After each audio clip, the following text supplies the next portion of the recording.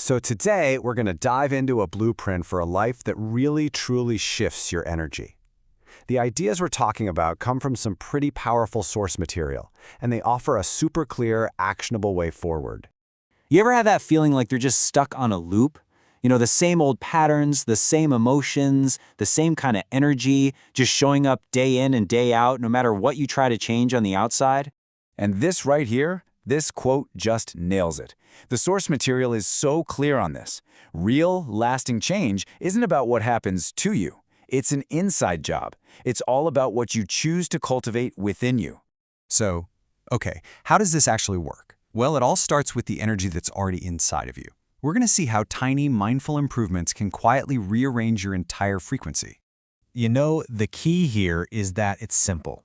We're not talking about some massive, dramatic life overhaul. The real magic, the real power, is in the small, almost unnoticeable choices you make over and over again.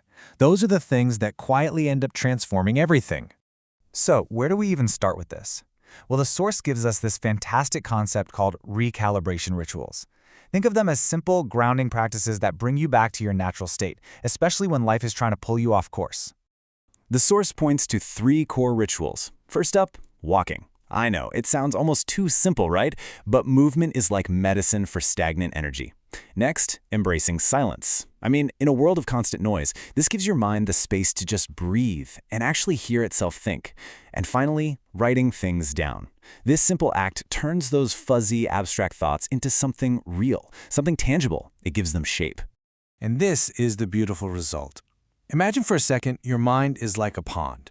When the surface is all choppy and disturbed, you can't see your own reflection, can you?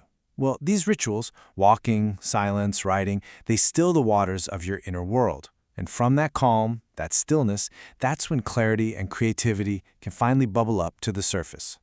Okay, so this goes even deeper than just rituals. Our next focus is on your most valuable currency, and it's something you spend every single day, whether you realize it or not. And there it is, your attention.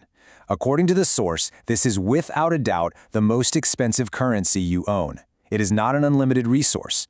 And wherever you point it, well, that's exactly where your energy, your life force, is going to flow.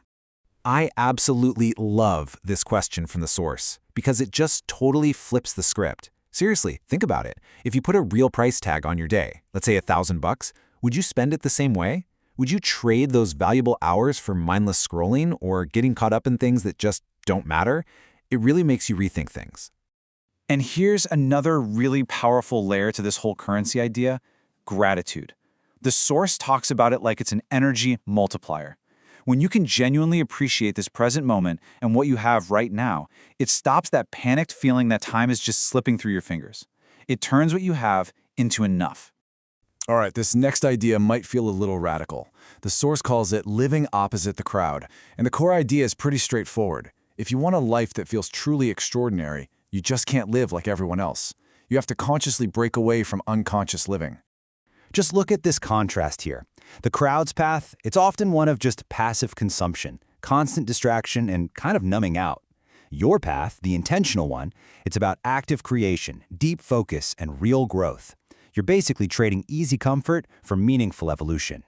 And this is what that actually looks like day to day. It's about making a different choice in the exact same situation. So, when the crowd runs from discomfort, you learn to lean into it and find the wisdom that's hiding there.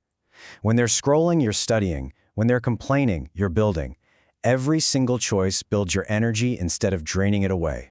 So once you start building up all this new energy, the big question is, how do you protect it? And that brings us to our final section: how to maintain your new frequency.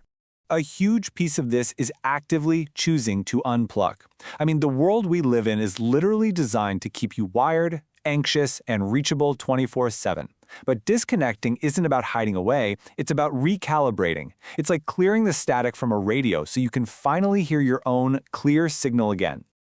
So creating that space, that real inner peace, it kind of boils down to a few key things. Unplugging is a huge start, but it goes deeper. It means letting your emotions be expressed instead of bottled up. It means mastering your response to stress, and it means clearing out energetic clutter, and not just in your house, but in your mind too. And in the end, you realize this inner work, it's never just for you. When you shift your energy, you don't just transform your own reality. You become this quiet, living invitation for the people around you to maybe consider doing the same.